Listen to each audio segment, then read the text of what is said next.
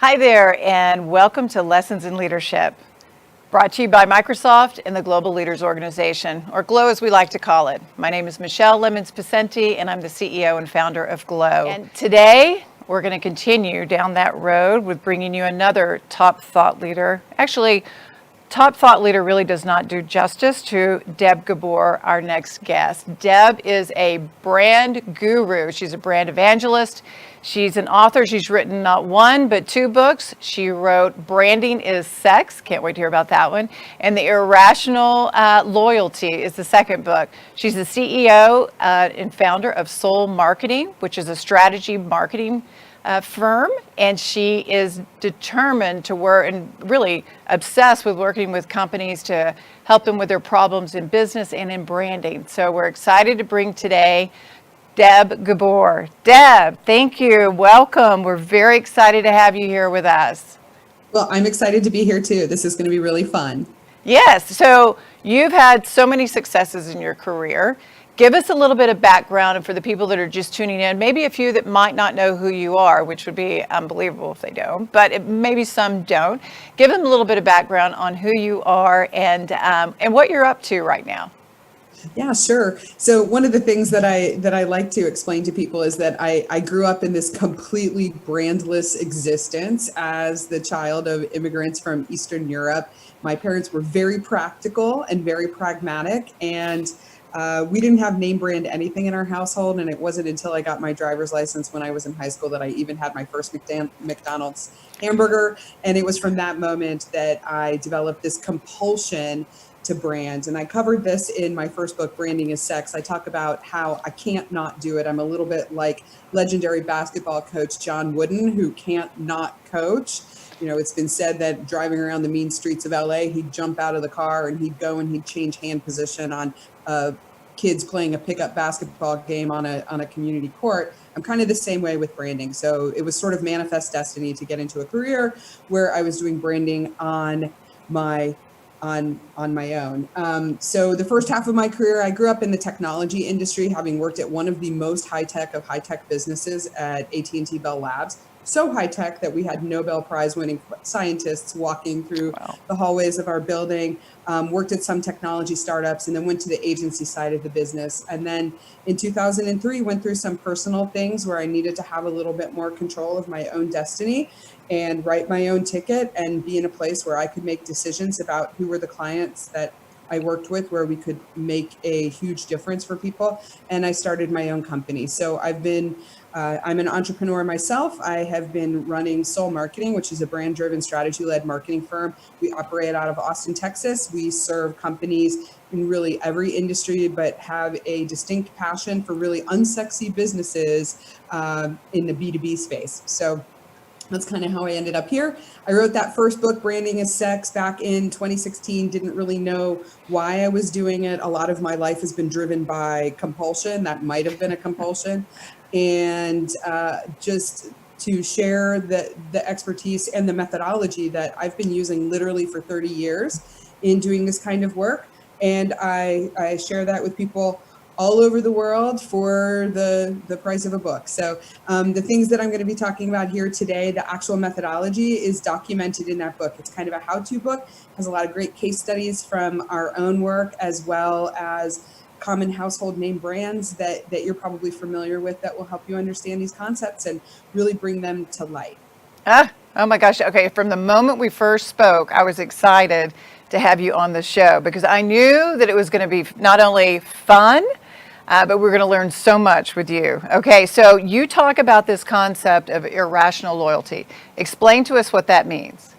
All right, irrational loyalty is the condition where people are so indelibly bonded to your brand that they'd feel like they were cheating on you if they were to use an alternative. I describe this feeling of irrational loyalty. Anybody else who's in Texas, you probably feel irrational loyalty to Bluebell ice cream. You remember what happened to Bluebell ice cream back in 2015? Oh, yeah. That brand literally killed customers.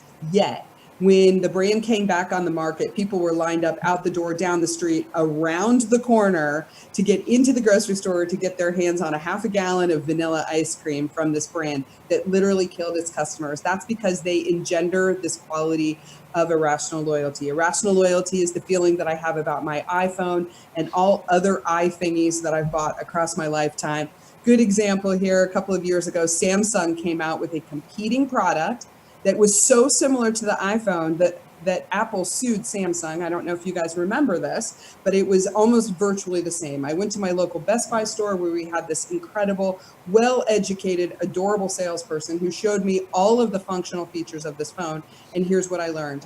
I learned that not only was it higher performance, faster, more storage, $300 cheaper, more durable glass, beautiful, lickable, amazing technology. Yet when I held that thing in my hand, I felt dirty. And that's the feeling of irrational loyalty. And irrational loyalty is available to every brand in every industry. Whether you serve other businesses or you serve consumers, you can create this condition of irrational loyalty. And that is what sustains brands through the most turbulent of times and helps them transcend just their functional benefits. Back to Bluebell ice cream, they do not market themselves on the basis of it's cold and it's sweet, do they? Right. It's all about telling stories that tap deeply into people's, not only their brains, but their hearts and their wallets. Yes, that's great. Those are great examples. Are there others? Bluebell, your Samsung iPhone, are there others with creating that irrational loyalty? You know, I always like to give the example of my own company. We serve other businesses. We're, a marketing and strategy firm, and we work with other companies. And our clients, many of them are people who have worked with us as they've moved on and up in their careers. And I have one client who's the chief marketing officer of a huge global enterprise software company that I've worked with at 3 different places. And this last job that she took as CMO for this big software company, she refused to take the job unless the CEO and the leadership team agreed that she could bring in her own agency, and that was us. So that's an example of what we mean by irrational loyalty. The fact that you're so indispensable that people couldn't even imagine doing their jobs or living their lives without you. Okay, so how does a company, we've got lots of CEOs that are watching right now, lots of entrepreneurs, how do they go about creating that type of irrational loyalty?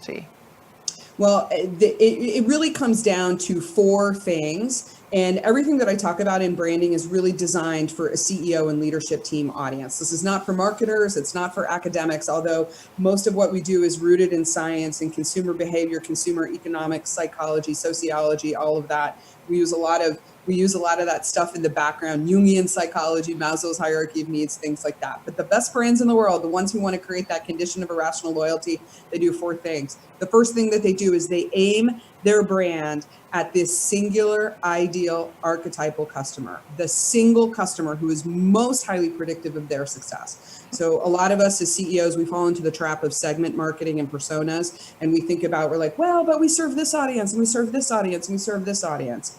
When you're building a brand, which is designed to create that condition of irrational loyalty, which is about bonding with people in a deeply emotional way in their heart, you want to aim your brand at this North Star, ideal, almost unicorn-like customer, in that you understand everything about them, who they are, what they do, where they work, what they wear, what cars they drive, what keeps them up and awake at night, what makes them feel sexy, all of these different things, right? And that gives you this relentless focus. And most importantly, it allows you to close your eyes and actually picture what that person looks like. Our ideal customer for my business, her name is Lindsay, and her profile is based on like our 4 best, most loyal, most irrationally connected customers, right? And then the next 3 things they do, they ask the question of, what does it say about that person that they use this brand? What are the self-expressive benefits of the brand? What does it say about them? And so the best brands in the world are about their customers. They're not about themselves. I challenge every single person who's on this call right now, after this whole thing, go to your company website. And if your company website starts with the word we, or the first word on your company website is your company name, you are doing it wrong. Your customer is about them, or your brand is about them. It's not about you. Second thing, best brands in the world focus on not just being different, but being singular. Legendary brands are singular. They really exemplifies something that no one else can imitate. And it is your job to figure out what is the one thing that customers get from your brand they can't get from anyone else. It's not enough to be different in this day and age, because everybody can imitate. If they can't imitate your proven proprietary technology, your great feature, your colors, your whatever, they can always imitate the benefit that you provide to people. And then the third thing, and this is the branding and sex part of this, is every brand makes their customer a hero in their own story. Your customer gets to be the protagonist. They get to use you as a tool that charges them up with superpowers. How do you make them a hero in your own story? So that is how brands create that condition of irrational loyalty. When people connect deeply in that emotional way where the brand becomes part of the person who uses it, that is something that protects you against the turbulent nature of changing markets. It protects you against things like what are going on right now with economic uncertainty. It protects you against crisis of culture, crisis of leadership, and crisis of things that happen not even at your own hand. Okay, so you're talking a lot about brands right now when we're talking about irrational loyalty. Do a level set for me. Tell me brand. Let's just start there. Absolutely. So what is a brand? Right. People ask me this question all the time. I sometimes turn it back to them and I say, what do you think is a brand? And what I hear is it's a logo, it's a tagline, it's colors, it's a campaign, it's a website. And the answer is no, it's not those things. Those things are the articulation of it. But what a brand is, it is the sum total of all of the touch points of your brand and the collective emotional response to your product, service, company. That's all it is. It is the collective emotional response to your product, service, company. People have to feel something to do something. And your brand is the thing that gives them that feeling. I love that. I think about the Harley Davidson story where people were willing to tattoo Harley Davidson on their body, right? Oh, yeah. I have a story in Branding is Sex, a fellow business owner here from Austin, Texas, who owns a chain of restaurants. And he's actually credited with coining the phrase breastaurant. So these places that are like Hooters and stuff. So there was a chain of restaurants that originated here in Austin called Bikinis. And it's an interesting case study, but they offered a $150 bar tab to anybody who would be willing to tattoo the company logo on their body. $150 bar tab, not like a lifetime bar tab, not like more wings than you could ever eat, but $150 bar tab, which, like, if you're like me, you could probably use up in one afternoon. And they had over 200 people show up to get the Bikinis restaurant logo tattooed on their bodies. You're kidding. Crazy. There's nothing more irrational than that. And so Harley Davidson, a really good example of that. When you create a culture around your brand, when there is a pride and ownership and a community of people who are enthusiasts about your brand, think of it sort of a little bit like fandom, like sports fans. When you have done that, then you absolutely have won. Yeah, so that kind of leads me into my next question where I was going. So when you think of some of the best companies, what kind of advantage do they have with branding? So what I want to impress upon this audience here, especially the business leaders who are listening to this, is that brand isn't just about this emotional connection. Brand gives you a financial advantage. So back in the day when I had a job, and the reason that I'm an entrepreneur is because I have problems with authority. That's hard to believe. I had to start my own company. But back in the day when I had a job, I worked for a company that the whole job of the company was to calculate what was the contribution value of brands to the overall capitalization and valuation of an organization. And they publish a list every year of what are the top most valuable global brands. When you look at that list, it's like the usual suspects: Google, Apple, you got Microsoft, you got Facebook, you have Tencent.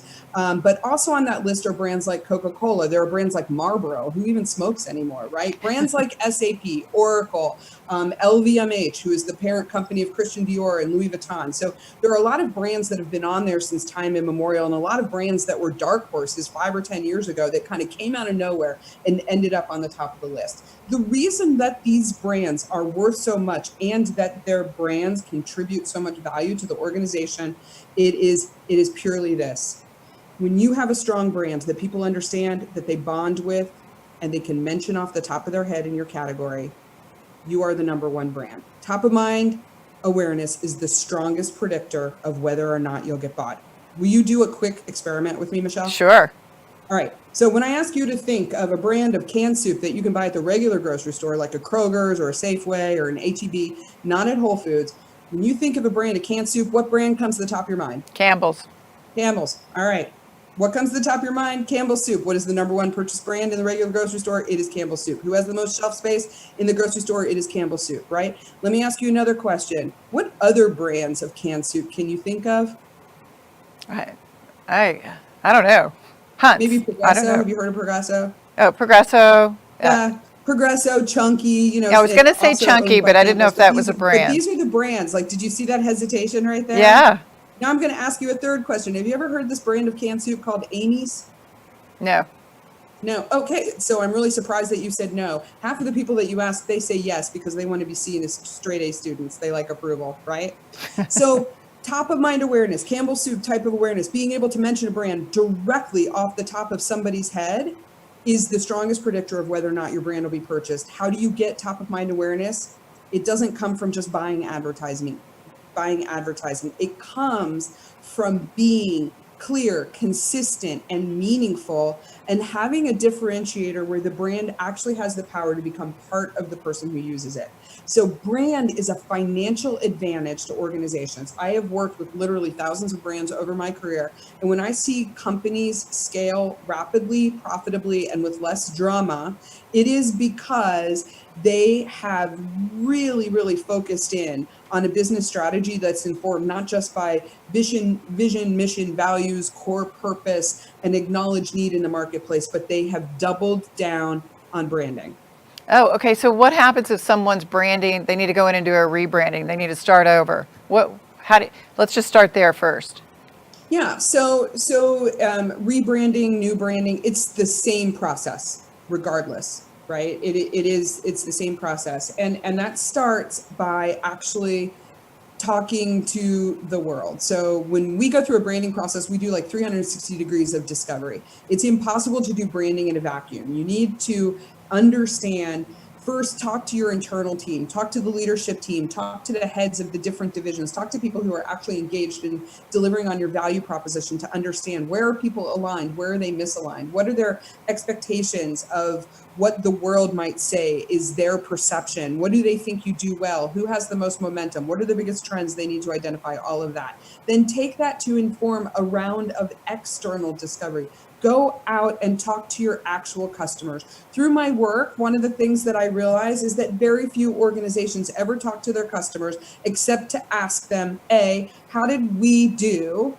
Or B, what do you want to buy from us? Right? And so we should be talking to customers all the time so that we always have a finger on the pulse of what's going on out there when they're making decisions, what's important to them, who performs well on those things, what are the attributes that you get credit for, et cetera, et cetera. So you do some discovery and then you bring that back and you use that to inform identifying, here's white space, here's stuff we're credible in delivering, here's what the market needs that we're not serving, here are where the competitive threats are. You cannot do this work in a vacuum. So whether you're rebranding or you're starting a company from scratch, you have to start with that discovery phase where you learn everything that you possibly can about your target audience. Because remember at the beginning, I said the best brands in the world do those 4 things. They figure out who their ideal customer is and they answer those 3 questions. You can't make up those answers. You actually have to go out there and ask people what those answers are. So branding starts with the customer. It starts with the audience. Does that answer the question? Okay? Yeah, that's really good. And it just makes me think of our guest that we had last week, Gary Hooper. He was talking about Stanley Marcus.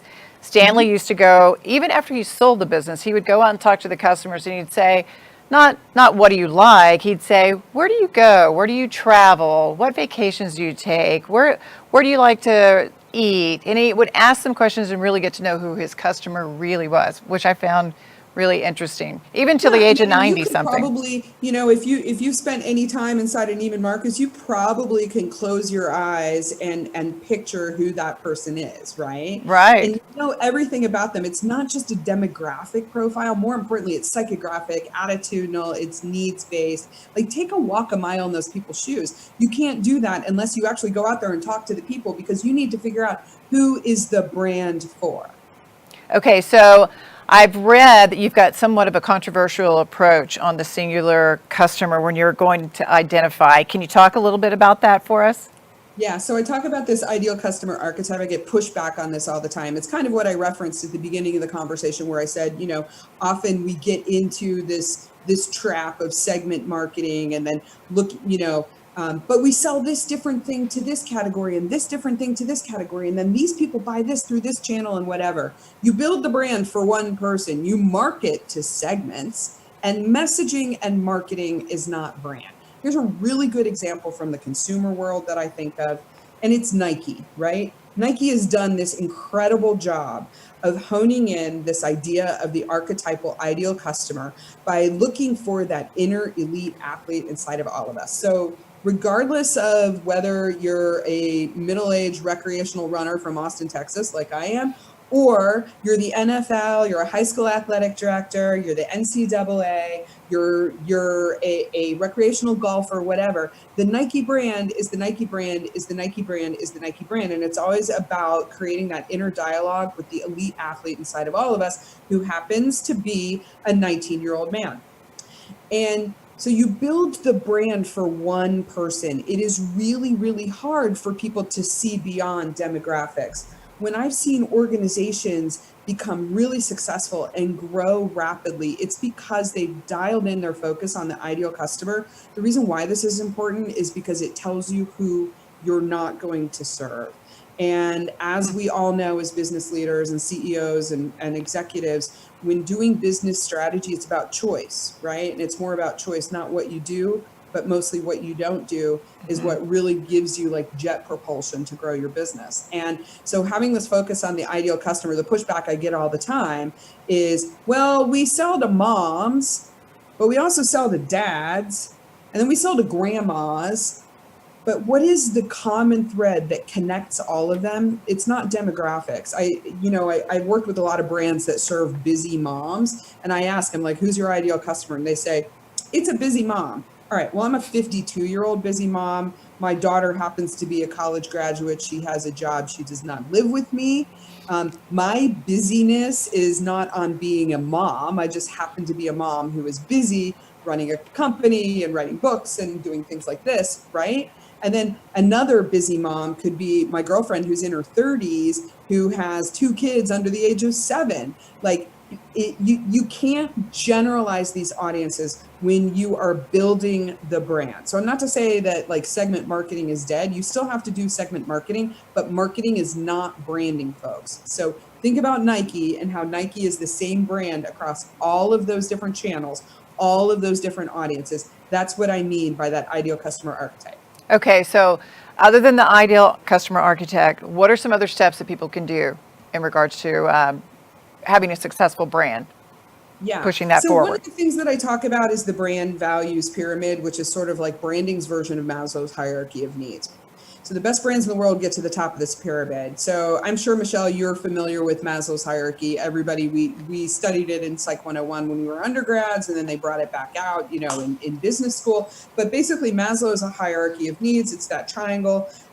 In marketing and consumer behavior, we love our pyramids because what it suggests is you have to satisfy the stuff at the bottom of the pyramid in order to get up to the top. The stuff at the bottom of Maslow's hierarchy are your basic physiological needs and safety needs. Essentially, going to bed at night, not being afraid that you're going to get eaten by a bear, right?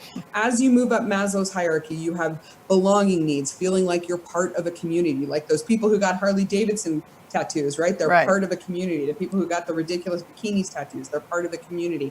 Love and belongingness, and that gives you esteem. When you start to feel good about yourself, you reach this pinnacle of self-actualization. Think of it this way. What people buy, what they eat, what they drink, what they wear, what they drive, the enterprise software that they use, the services that they choose for their business, the organizations that they join to help them advance their career and their network, like Glow, all are part of their ascension of Maslow's hierarchy of needs, right? Brands have their own hierarchy of needs. So if you will, picture the triangle, and at the bottom of the triangle are the basic physiological requirements for the category. So let's take cars, for instance. I drive a luxury midsize SUV, right? The baseline requirements, the food, water, shelter, air, the ante to get into the game, to be a luxury mid-size SUV, it has to have wheels, it has to have a steering wheel, it has to have leather seats. You wouldn't even consider buying a car in this day and age if it didn't have onboard Bluetooth, right? If you bought a car anytime after about 2018, Bluetooth is standard equipment. Brands need to market themselves not on the stuff that other people can imitate. I hate to say it, I'm old enough to have purchased a car where power door locks and power windows were something I paid extra for. I actually paid extra for that stupid mirror on the back of the visor on the driver's side, that vanity mirror. I paid $400 for one of those, right? But then some smart car manufacturer made power door locks and power windows standard equipment for their car line, and then everyone else imitated and became standard equipment for the category. So if you are marketing yourself on the basis of power door locks and power windows, you're doing it wrong.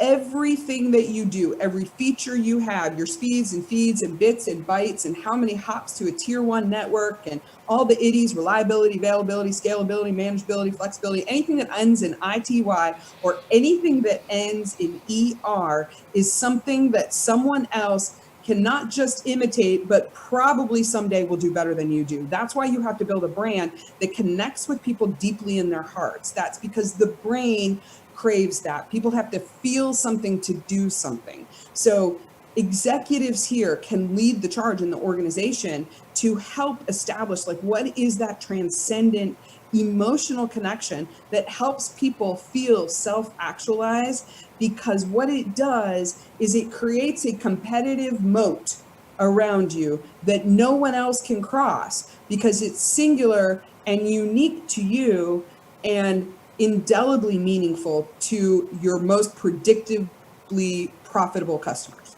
Okay, so all that sounds great for high-end products, for consumer-facing products, but what if you're a business that does business with other businesses, or you're a service business? How does brand apply? So brand applies to all of those things. I think I referenced this earlier that, like, I grew up in the technology industry and we work almost exclusively with B2B brands, or brands that have a technology enabled value proposition that's really technical and difficult to explain. So whether you're a services business or you're a business serving other businesses, there are people behind every purchase. You do not sell your brand to into a mailbox or into a robot that, like, crunches data and makes a decision. Human beings are making every buying decision, right? And so this applies to services businesses in the same way that it applies to product businesses, professional services, software. Maybe you have a law firm or architecture firm or marketing firm like I do. We've done a really, really good job at creating an emotional connection. Quick story, I'm here in Austin, Texas at my office. Directly across the street from me, like I look at it every single day, is my nearest competitor. Why do I consider her my nearest competitor? Because in the Austin Business Journal list of, like, top women-owned businesses, we're always, like, neck and neck, right?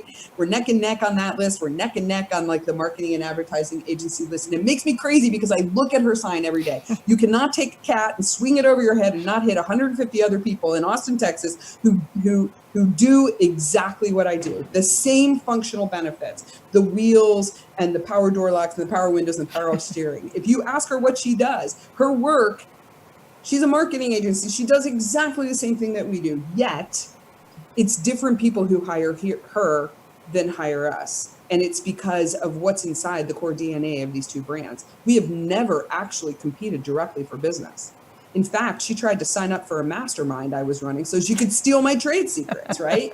So this is something that applies especially in services businesses, and especially with businesses that serve other businesses. Like, as businesses scale, as any organization scales, you need to create lather, rinse, repeat processes that people can take, and as you grow, they can, take that knowledge transfer.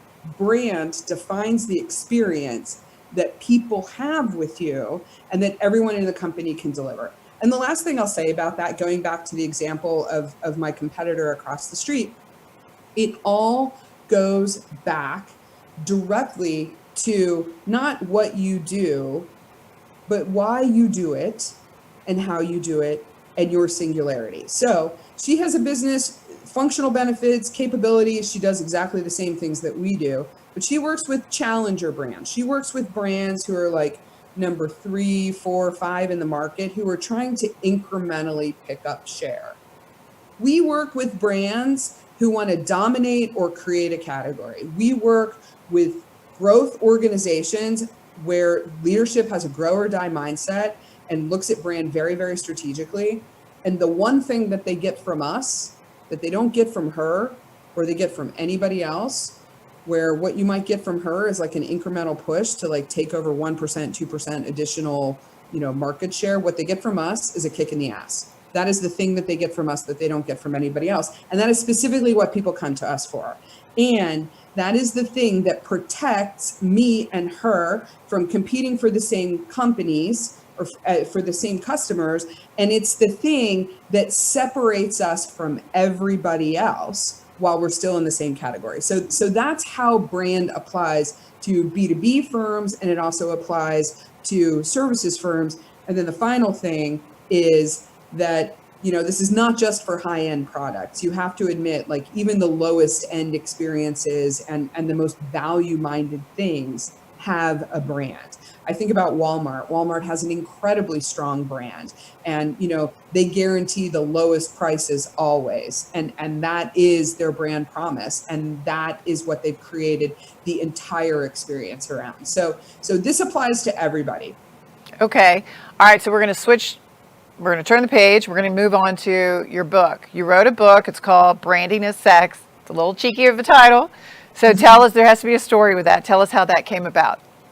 Yeah, so that actually comes from my work. All of this stuff that I'm saying, like, as you can see, I'm like really passionate about this, and I want everybody to believe in what I say. And so, like, back in the days when I had a job, one of the clients that I served, super high tech company, and I was doing executive strategic communication for one of the founders, who's a very, very, very well known technical co-founder who spent some time after this particular job he was at. He spent some time at Google. He's legendary for being just a kind of a jackass. And when we were going through this process of like really trying to create some differentiation and create some singularity around this brand that we were working on, specifically through his platform, we had a very spirited conversation, we'll say. Like, it was definitely a battle of the wills, where he kept telling me, he was like, Deb Gabor, this is complete BS. Like, I don't believe that people who are buying server operating systems need to be elevated in their heart. They don't need to make an emotional connection. At the end of the day, they just need speeds, bits, bytes, throughput, reliability, whatever. We're selling to finance organizations. We're not selling to human beings. And I was really struggling to get through to him. And in a fit of just frustration, I said, all right, just hear me out. One more thing. Tell me, at the end of the day, how does this server operating system get that IT guy laid? And this was this huge breakthrough. He was sitting in one of those rolly chairs, and he pushed the chair back from the desk and like rolled across the room. And then he went on and he was like, blah, blah, blah, blah, blah, and he just went through the entire story of how this server operating system, like the least sexy thing in the least sexy of industries, is getting people laid. So that's where the branding is sex thing comes from. So when I mentioned those 3 brand questions, what does it say about a person that they use your brand? What's the one thing that they get from you that they can't get from anyone else? And then the third one, which is the how do you make your customer a hero in their own story? That's actually the sex question, because at the end of the day, whoever you're selling to, they get to be the protagonist of their own story. And at the end, they get the guy, they get the girl, they get to celebrate, they have a trophy, they have a glass of wine, they feel a little randy, they take a roll in the head. Okay. I'm not surprised to hear that at all from you. Okay, so we've been going through for the last 5 months this pandemic. How's branding changed in the last 5 months? Oh my goodness. So this has been one of the most interesting times for brands ever. So we have the pandemic. Everybody received the "we are all in this together" email, right? Dear person who you didn't even know we had your email address. We are all in this together, and here's our hopes and prayers. And by the way, if you need a new lamp or a coffee table, machete, we have one. If you need a new Aston Martin, we're here for you, right? Do you remember this? Yes.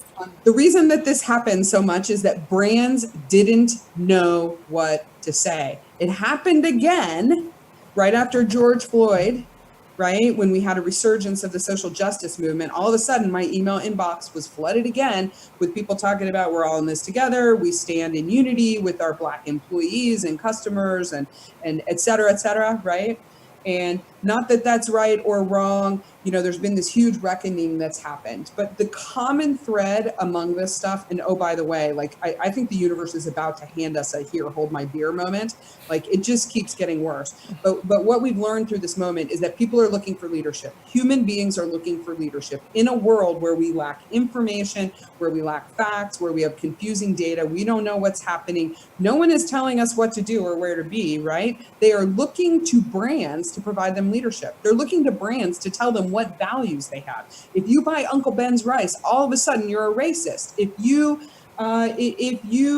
buy this particular brand, if you buy Peloton, for instance, then you're a social justice warrior. Like people are looking for leadership from brands. There has never been a more important moment for people to think about what are the values and beliefs that your brand has and that your organization has that you can use as a magnet to draw to you people who are aligned with those values and beliefs. And this is what this period has shown us. The other thing that this period has shown us is that the greatest way to grow your business through a difficult time is not by trying to sell to people, but by trying to give to people, by giving to people, by giving generously their expertise, by helping them, by being indispensable, by sharing content with them, even brands that are in categories that people couldn't use or still can't use during the pandemic. When organizations give generously to others, they're able to cultivate these incredibly engaged communities of people that are starting to lean forward and tell those brands what they want to buy from them. And so now is the time. If you're not thinking about brand or you hadn't thought about brand, maybe you have a breather right now in your business. I certainly didn't have a breather in my business. It's been absolutely crazy because I pivoted to just giving everything away. And now we haven't stopped writing proposals literally for 2 months.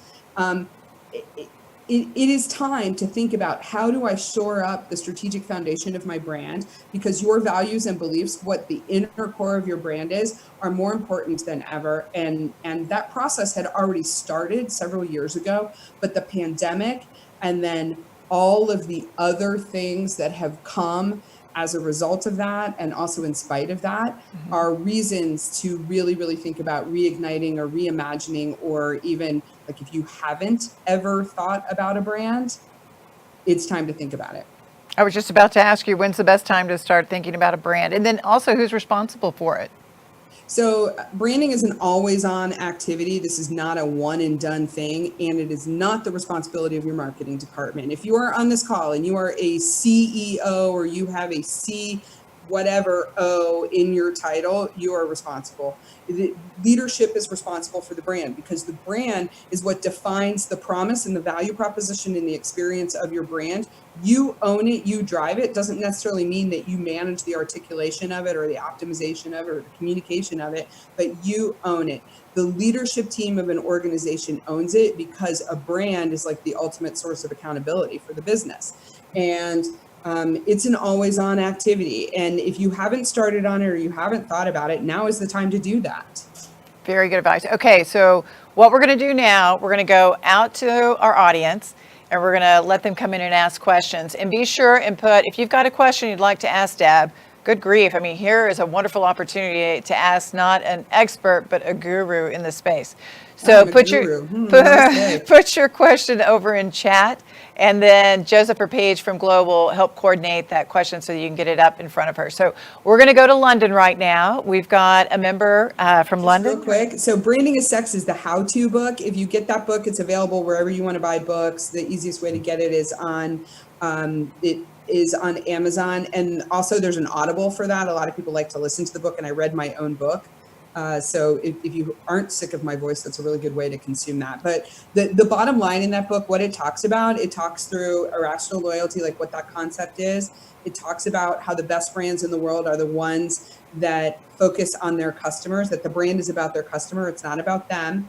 And then it goes through the process of actually building the brand, actually building that brand values pyramid, and then answering those 3 brand questions. That is the summary of that book. Irrational Loyalty is less a how-to book and more just sort of lessons that we've learned in mitigating crisis and creating a brand that can sustain through any kind of turbulence, through the lens of a bunch of very, very, very well-known, ripped from the headlines stories. So if you're going to pick a book to read first, read Branding is Sex first, and then Irrational Loyalty second.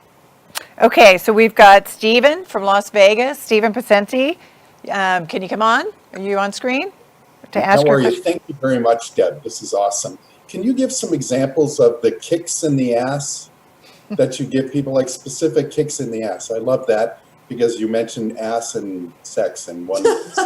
Yeah, my parents are really proud. Oh yeah, I'd imagine. Like I use that expensive business school education to talk about sex and say bad words, right? So an example kick in the ass, like I give daily kicks in the ass, and most of those kicks in the ass they really are about deciding what you're not going to do, right? So for instance, like in working with clients, especially in the services industry, they often feel like they have to be all things to all people. And I can ask the question of, well, how's that going for you right now? Tell me about what's happening with your team. And they're like, we're over servicing these accounts. All of the people are losing hair. The younger team members are sitting at their desks, rocking back and forth and crying, real tears.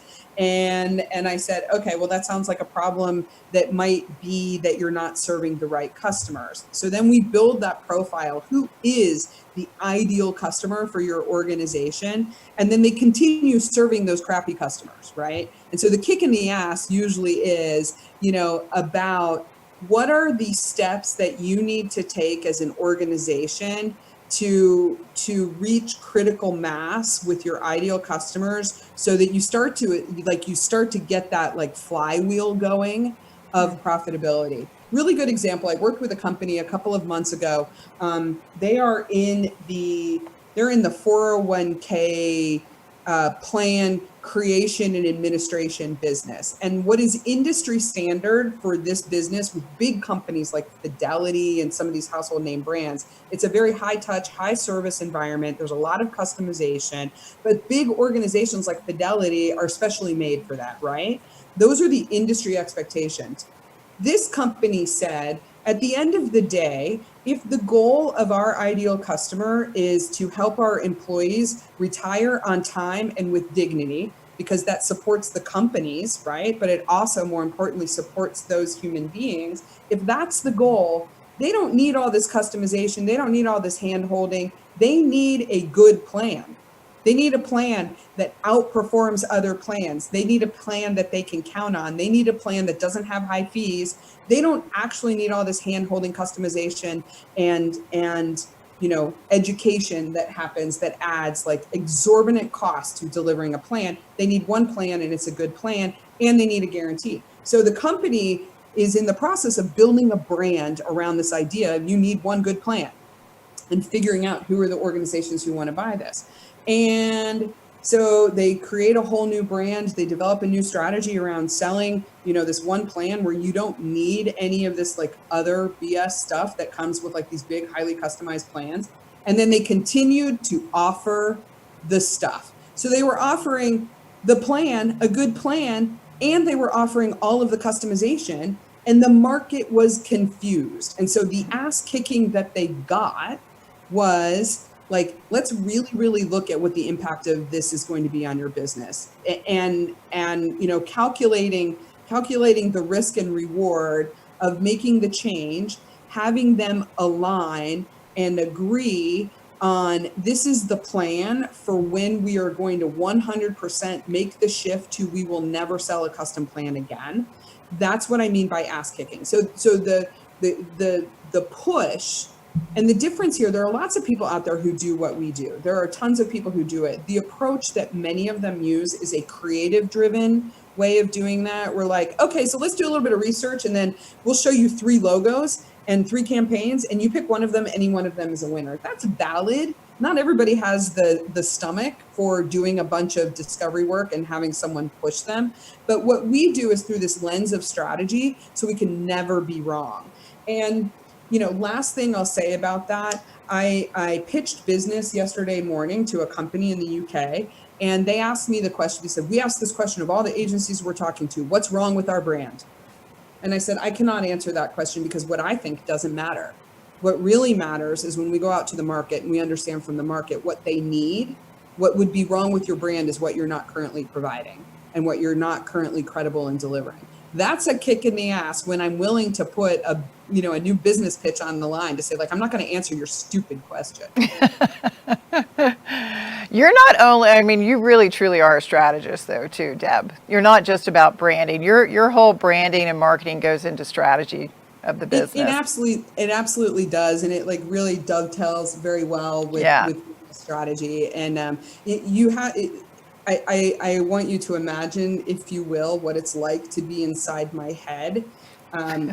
Endless strategy. Even when I go to the grocery store, I put the things on the conveyor in a strategic way so that they go into similar bags, so that when I bring them into the house, I can more efficiently and effectively put those things away.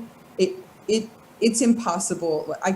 When I said that this was a compulsion and I can't not do it, and I think somebody said I cannot do it. No, I said I can't not do it. I can't not do it. So it just it's my life. It's impossible. It's who you are. I've been single for 22 years. Okay, we've got another question that's come in from Carlos from Mexico City. Carlos, are you there? Yes. Hello, Michelle. Hi, Carlos.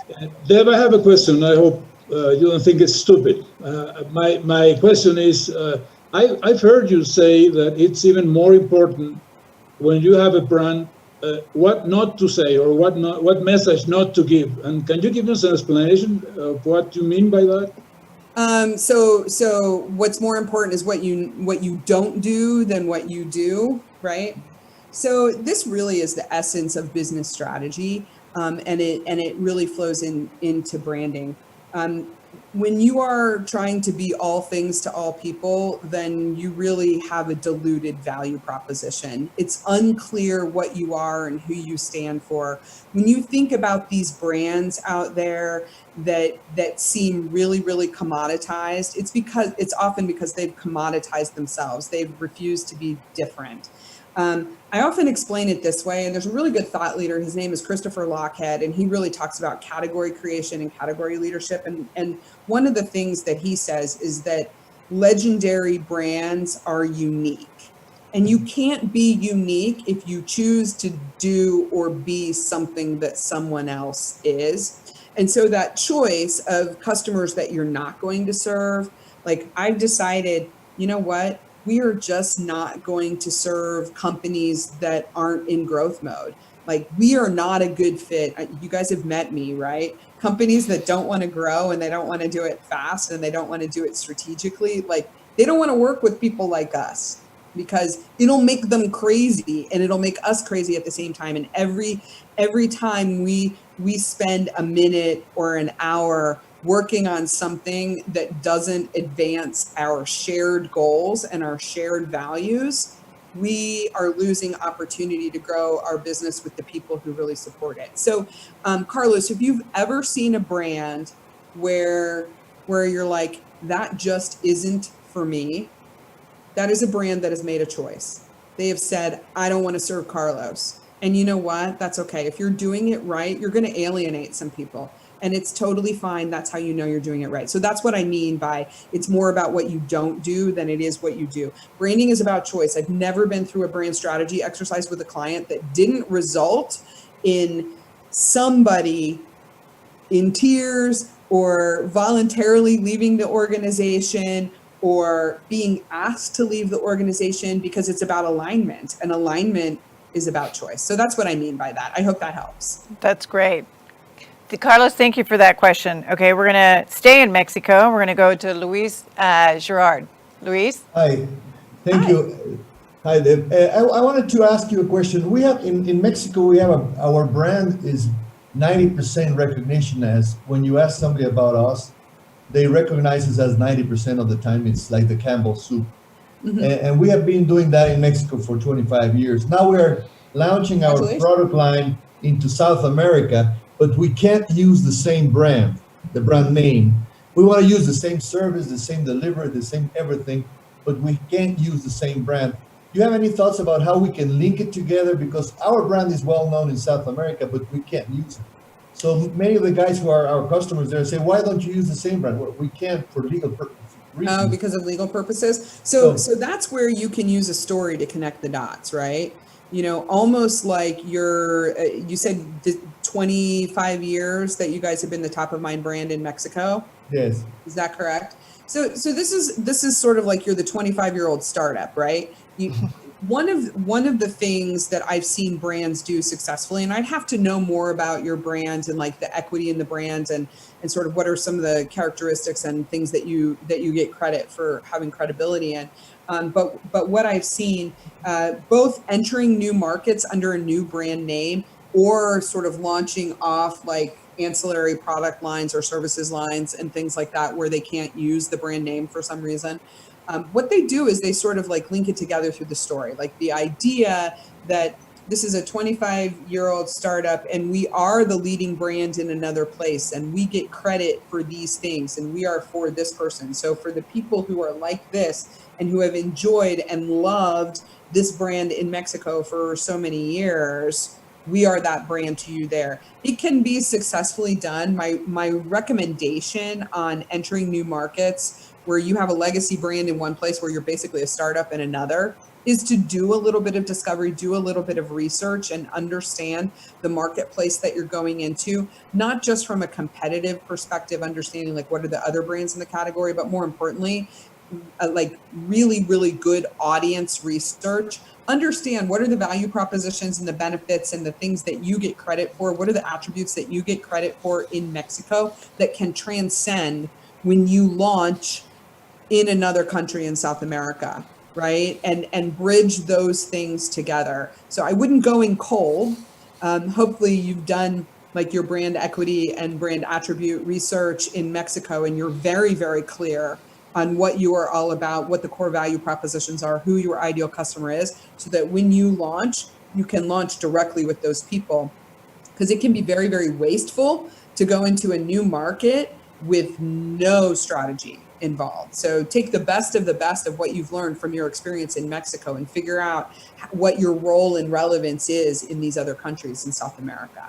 And for anybody who's interested in talking about any of those things directly, you can always like book time with me directly. I'll talk to everybody seriously, and I can help set you on the right path. We've got contact information for you too on the Glow website. So we'll go to our next question, which is Sia out of Dallas. Sia. Hi, Deb. Thank you so much. Love this discussion. So, of course, I'm going to be the one to ask this question, but can you give me an example of what bad sex would look like? Have you seen, and maybe without saying it specifically on a company or person, obviously, but can you give an example of bad branding where they thought they had the data and it just was completely off?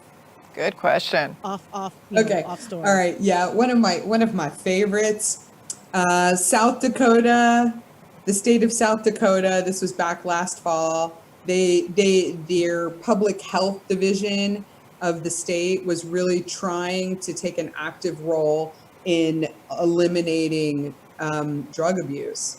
And they went out with a campaign entitled Meth, We're on It. Right? Right?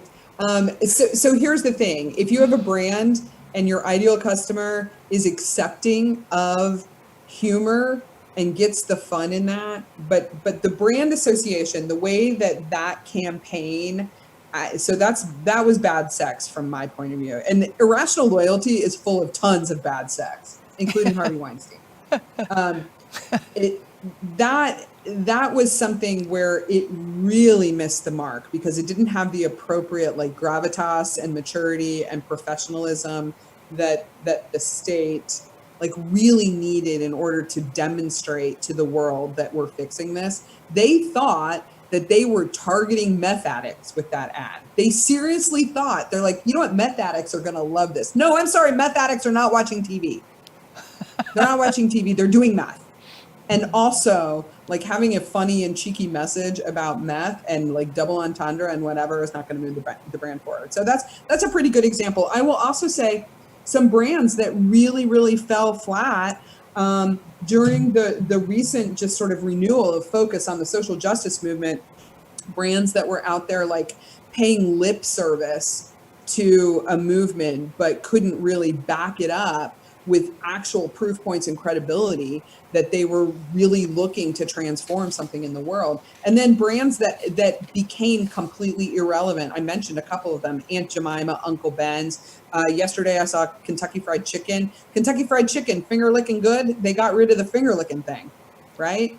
So it's really, really easy for brands to be like bad sex, right? They, you know, when they fall out of favor, when they lose touch with their buyers, when they lose touch with the world, when their values and beliefs are no longer aligned with their customers, that's when they fall out of favor. Oh, one last one. I know we're out of time. I'm so sorry. So, but if you know they're out of favor, can they rectify it? So like Aunt Jemima, for example, we know that it's an antiquated, outdated brand.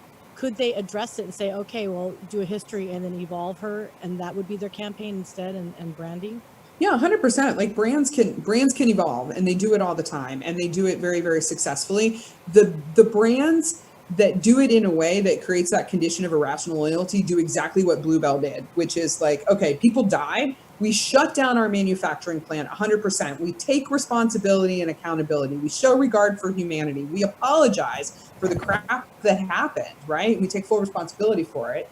And then what Bluebell did was they took out a $125 million loan to continue to pay employees during the 2 years that the plant was shut down. Sound familiar? Sounds a little bit like PPP loans recently, right?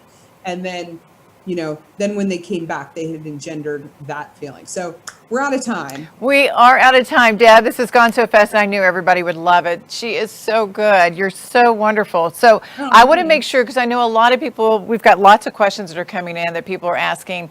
I want to get in touch with Deb. Go to the Glow website. Deb is she's presenting an offer. So she's offering her masterclass for all Glow members at a discounted rate. So you have the opportunity to go and take her masterclass. Go to the Glow site, www.withglow.com, log in. If you're not a member, join, because the members are the ones that get the discount. Join the premium level, so that way you can become a member of a chapter as well. And gosh, Deb, we can't thank you enough. But you can get in touch with Deb there, and you can actually also see the recording of what we just went through for this last hour live right now on YouTube and Facebook. It'll be on the Glow website tomorrow, but for right now, it's on YouTube and Facebook, and you can watch the whole thing live there. Deb, thank you again. We want to have you back, and obviously we want you to be one of our ongoing experts with Glow, so thank you. Thank you. This was really fun. I appreciate it. Everybody go out there. Brand or be branded, folks. I love it. Brand or be branded. Okay. Until then, stay safe, and God bless. Bye-bye.